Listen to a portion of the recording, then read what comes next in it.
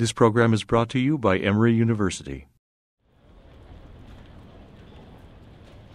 I decided to take the class because I've always been a baseball fan, and I've heard about this class for the past 3 years and tried to get in it twice and never worked out, so I was really excited to be in it.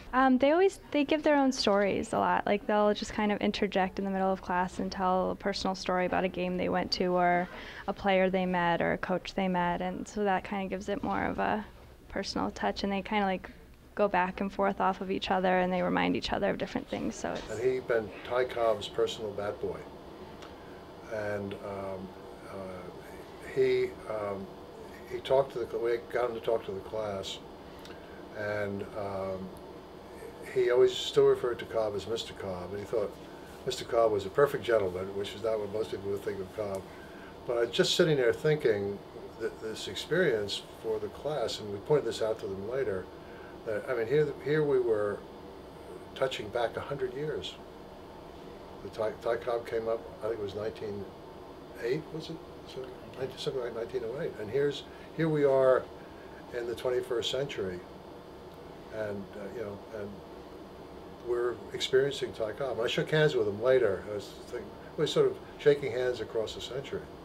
And I decided to take the class because, I mean, I've always played baseball, and I really like that they've actually met some of these older people. Like, Professor White said that he's shook Babe Ruth's hand before, and things like that. Is really, like, take a step back and really appreciate the history of the game. I mean, part of Halberstam's argument is because of the bad family life and so forth. Well, and also because he happened to be quite talented at baseball.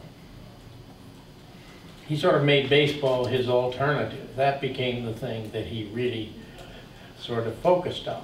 And it's kind of interesting then that the impulse of generosity shows up, particularly in regard to fellow baseball players and things of that sort, where the game comes into play. I think the most interesting thing that I've learned are really the kind of how it got to its place in society today. It wasn't guaranteed that it was going to become a family game, and it wasn't guaranteed that it was going to become a kind of American pastime. And I enjoy learning about how that kind of occurred. If anything does distinguish it as you go on with the future, whatever kind of changes there are in the game and this kind of thing,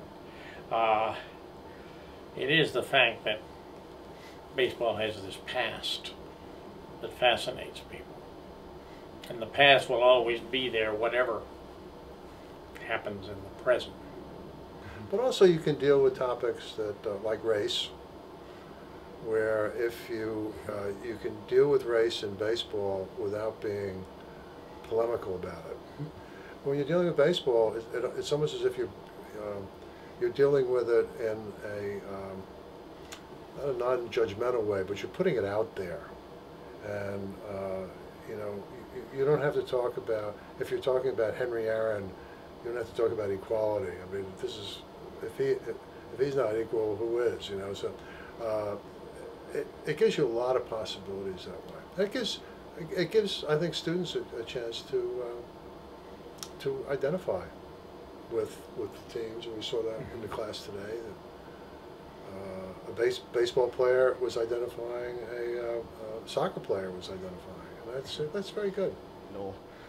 There's just so much to learn, and here we're in an era of baseball where there's a lot of controversy with the steroid scandal, and it's nice to know that players play the game back in the old days really because they enjoyed it, and I feel like we're losing that a little bit, but this class just goes into the depth of where this game originated, and it's been really enjoyable for me.